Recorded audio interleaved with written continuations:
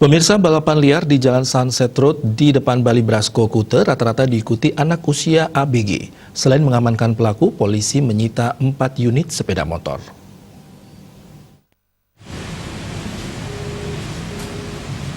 Upaya kepolisian dalam menuntaskan persoalan balapan liar atau trek-trekan disikapi jajaran Polsek Kuta di bawah komando Kapolsek Kompol Inyoman Gatre dengan menerapkan sistem Bali bersih dan pantas atau balap liar berantas sampai habis dengan penanganan sampai tuntas.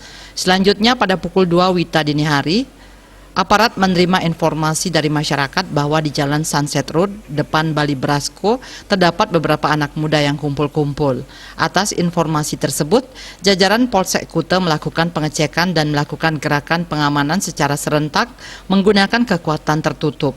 Pada saat tiba di TKP, unit tertutup menemukan sekitar 50 orang anak-anak muda yang kumpul-kumpul.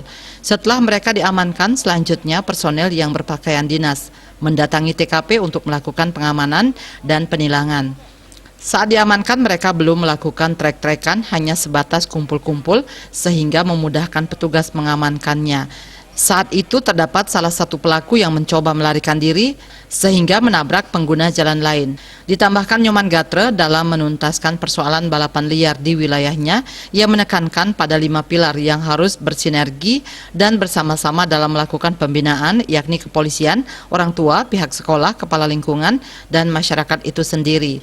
Sudah mengeluarkan yang namanya kebijakan atau program khusus untuk menangani balap liar, yaitu dengan sistem saya adalah atau program saya namai Bali bersih dan pantas.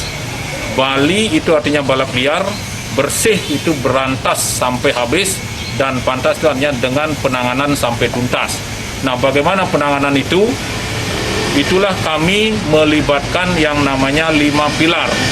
Yang pertama adalah unsur kepolisian dibantu dengan TNI, di mana bertugas untuk melakukan penangkapan dan mengamankan, juga melakukan penilangan. Kemudian yang kedua adalah orang tua.